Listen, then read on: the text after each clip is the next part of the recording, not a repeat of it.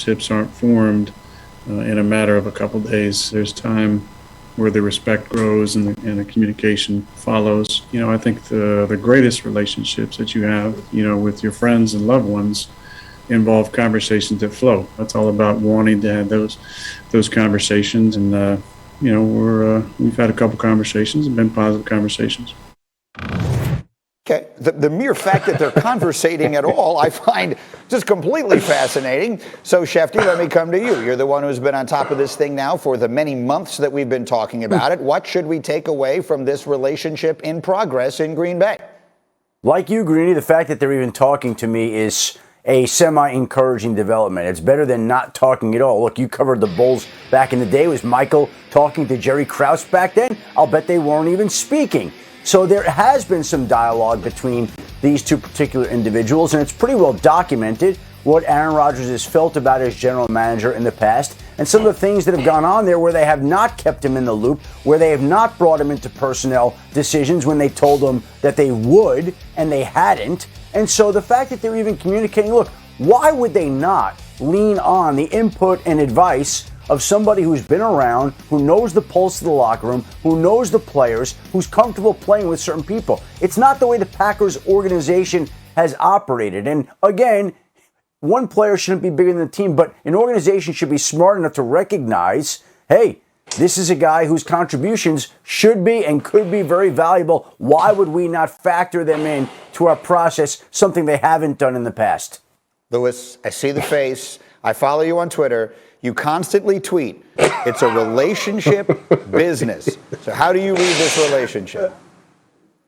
Man, this isn't a relationship. You know what they're doing? They're faking it until hopefully they can make it to the Super Bowl. That's what they're trying to do.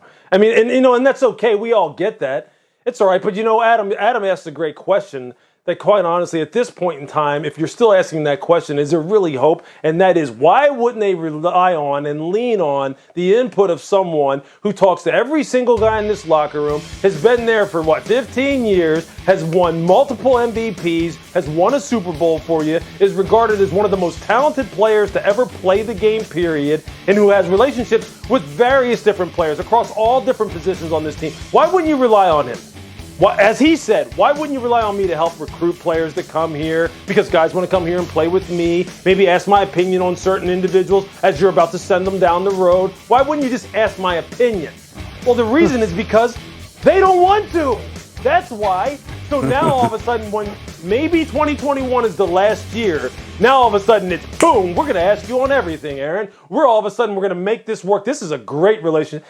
Come on. Look, I think we're all smart enough to know that that's not the case. But he also knows this. They have a chance to win a Super Bowl. They do have a good football team. And that's what everybody's paid for in the NFL, to win games at the very highest level. So they're going to try and do that. But I don't buy this whole, well, now we're on the road to, making this thing into what it should have been for the first 15 years. I don't buy that in the least. Sacho, how about you?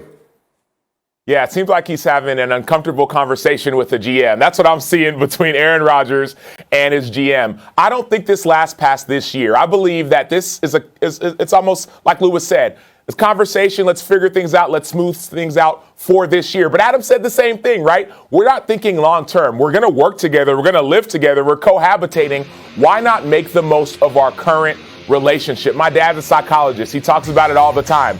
He says you have to get through hard things if you want to build a real lasting relationship. When it comes to family, if family gets into an argument and you just go your separate ways, you were never really a family. And so if Green Bay and Aaron Rodgers and Brian Gutekunst can get through this hard thing, maybe, just maybe, there might be hope for the future. But they're not doing this for the future. They're doing this for right now.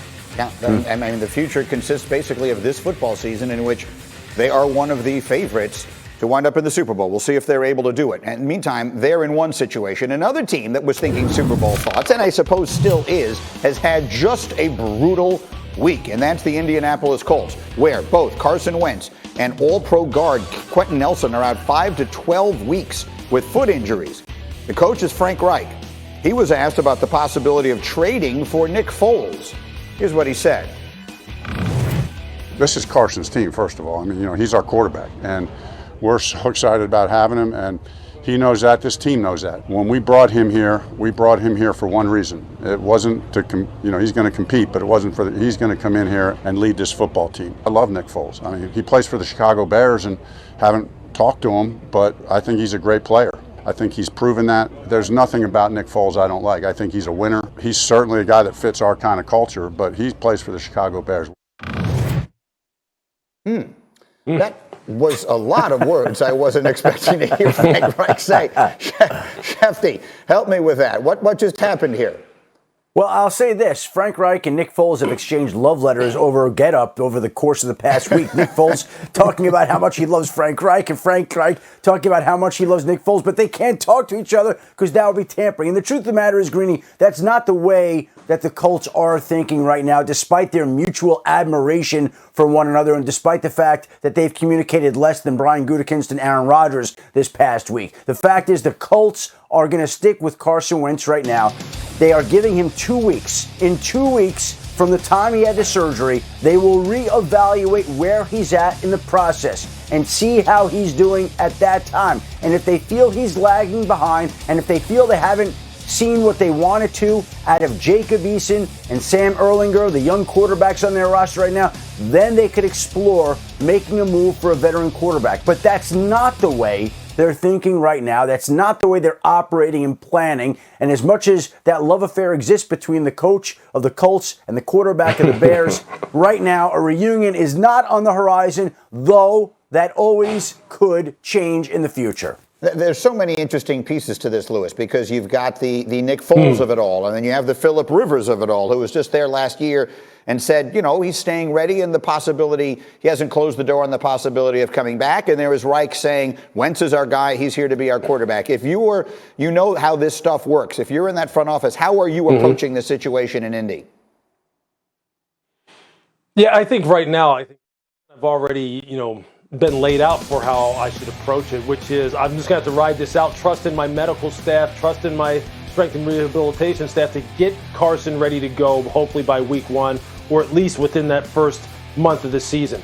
That's really the way I'm going to be taking this right now, because honestly, look, if I didn't back in the offseason when I was really into the meat of my team building phase, look at this and go, look, Carson Wentz is someone who, from a reliability and durability standpoint, is somebody who doesn't get the highest marks. If I'm not willing to then look at the rest of my quarterback room and say, we need a veteran presence on this football team, and we don't really care what it could possibly do to Carson Wentz's psyche, then you're not going to do that now, because I'll tell you this.